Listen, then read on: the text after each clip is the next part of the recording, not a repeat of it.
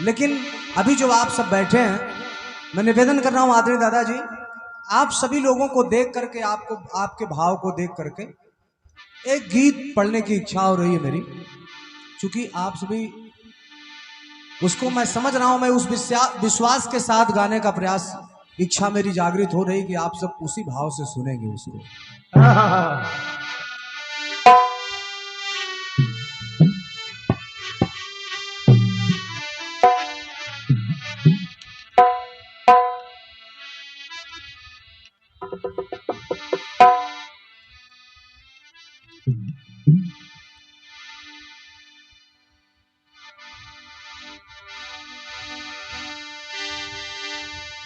तेरे नाम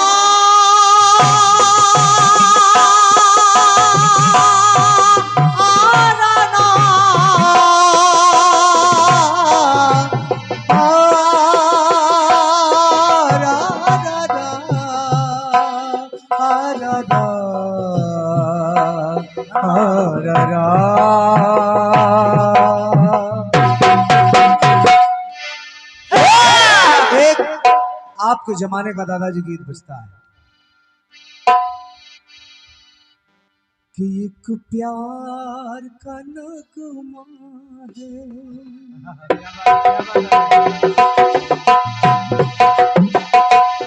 शाबाश शाबाश।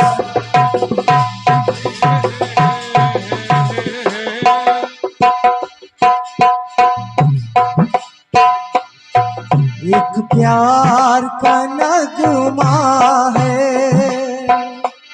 मौजों की रवानी है, जिंदगी और कुछ भी नहीं, तेरी मेरी कहानी है।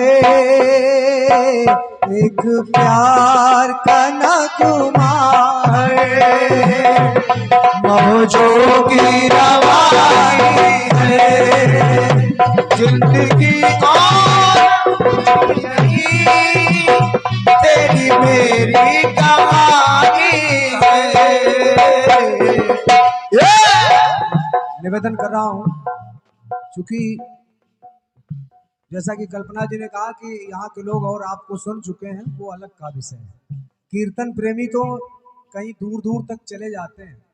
अब राजा भैया हमारे छतरपुर से आए, काफी दूरी है छतरपुर से यहाँ।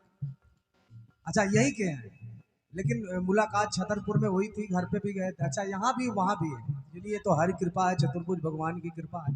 लेकिन समस्या इस बात की है कि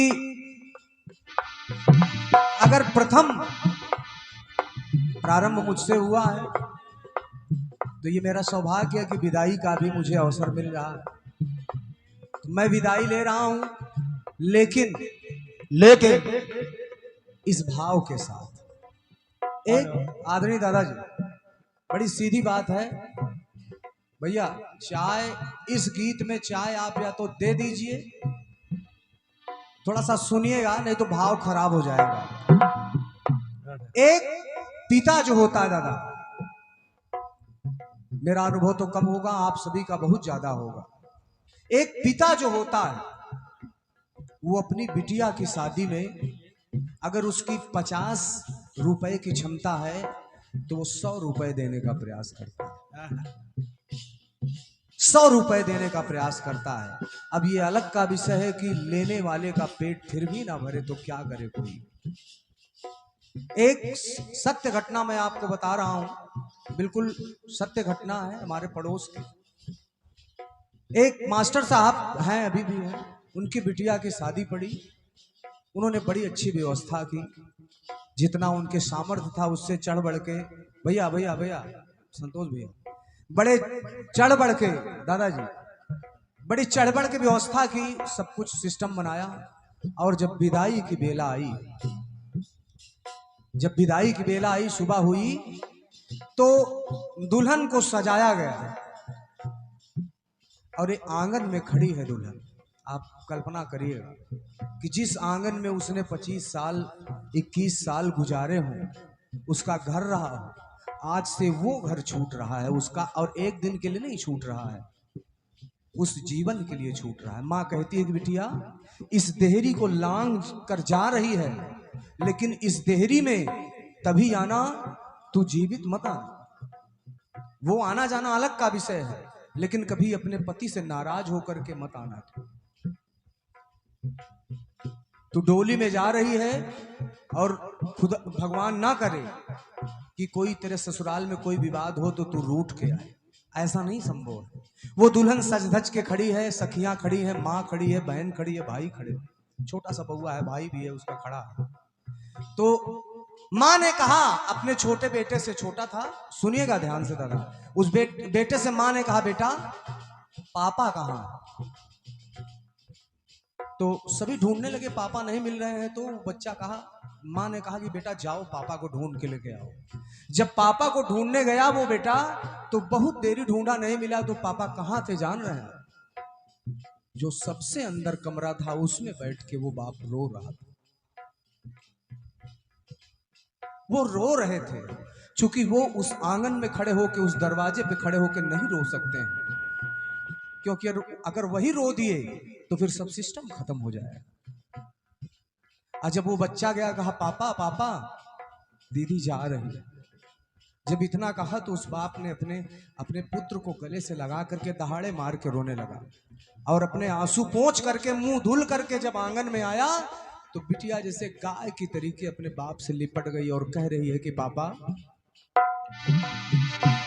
सज धज के खड़ी बिटिया घर की अंगनाई में, सज धज के खड़ी बिटिया घर की अंगनाई में, तो छलक उठे है आंसू बेटी की विदाई में, छलक उठे है आंसू बेटी की विदाई में, छलक उठे है आंसू बेटी की विदाई में।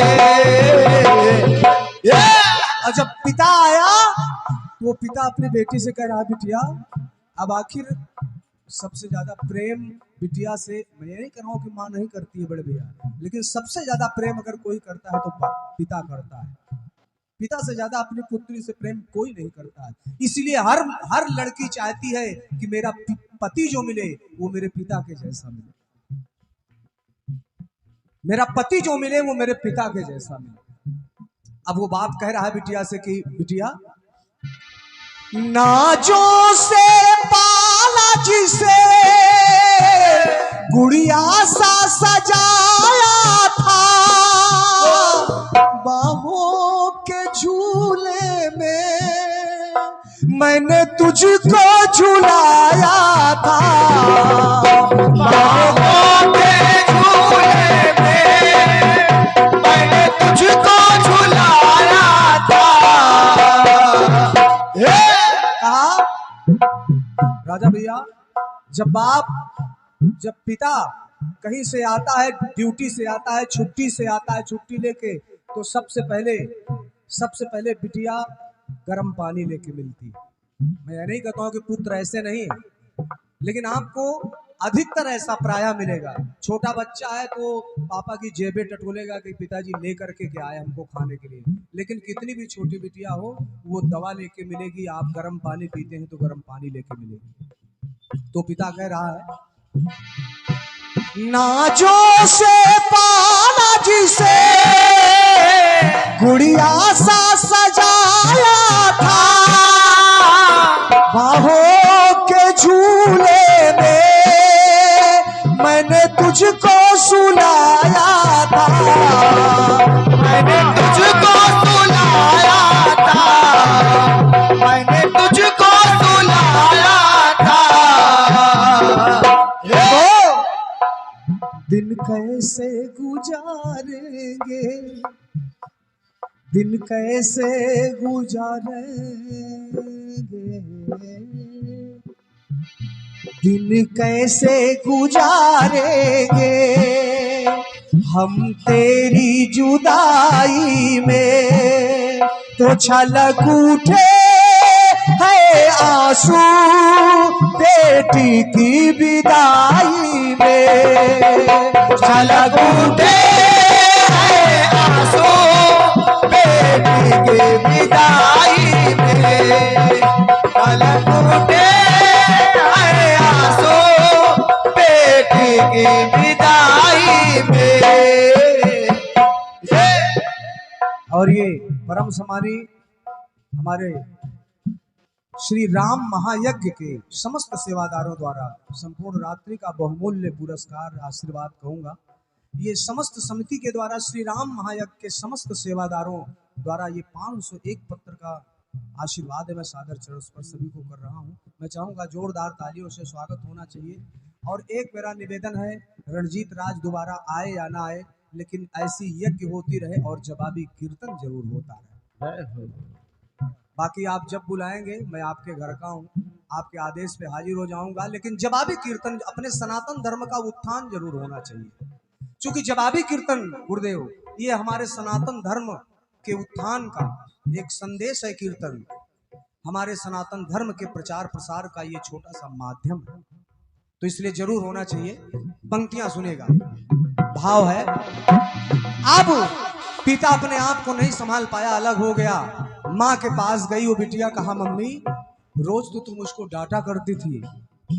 दादा बिटिया अपने ससुराल 1 हफ्ते के लिए जाती है पहली विदाई में, लेकिन जब लौट करके आती है तो जो माँ उसको रोज डांटती थी कि ये काम ढंग से नहीं किया, वो काम ढंग से नहीं किया, वही माँ पानी लेके खड़ी रहती। चूंकि अब वो बिटिया नहीं रह गई, अब वो तो पराई हो गई ना। तो वो माँ कह रही कि बेटा 9 माह कोख में रख के मैंने तुझको संभाला था, छाती का दूध पिला के मैंने तुझको तो पाला था, मैंने तुझको तो पाला था, मैंने तुझको तो पाला था। कहा कि बस यादें ही रह जाएंगी तेरी तन्हाई में, तो छलक उठे है आंसू, बेटी की विदाई में छलक उठे है आंसू, बेटी की विदाई में छलक उठे है आंसू, बेटी की विदाई में। और ये तीसरा अंतरा दादा ये बहुत भावपूर्ण है, मैं भी नहीं रोक पाता हूँ अपने आप को। चूंकि बहन जो होती है, बहन भाई में लड़ाई बहुत होती है, लेकिन मैं दावे के साथ कह सकता हूँ कि बहन भाई का प्रेम अटूट है, निष्कलंक है। उसकी कोई उपमा ही नहीं दी जा सकती। भाई था छोटा सा दुल्हन का, अब दुल्हन की विदाई हो गई, कार में बैठ गई। दादा दुल्हन की विदाई हुई, कार में बैठ गई, और जब कार में बैठ गई चलने लगी तो उसका छोटा भाई पीछे पीछे दौड़ रहा, पीछे पीछे दौड़ रहा है वो। जब दौड़ रहा है, जब दुल्हन ने देखा करे मेरा भैया तो दौड़ रहा है, वो गेट खोल के कूद पड़ी, अपने भाई को गोद में उठा लिया। कहा तू क्यों दौड़ रहा? तो वो भाई अपनी बहन से कहता है, आंसू पोंछता है छोटे छोटे हाथों से, तोतली जुबान में कहता है, दीदी जब भैया तीज आए, जब आए रक्षा बंधन, भाई को याद करके चली आना तू मेरी बहन, चली आना तू मेरी बहन, चली आना तू मेरी बहन।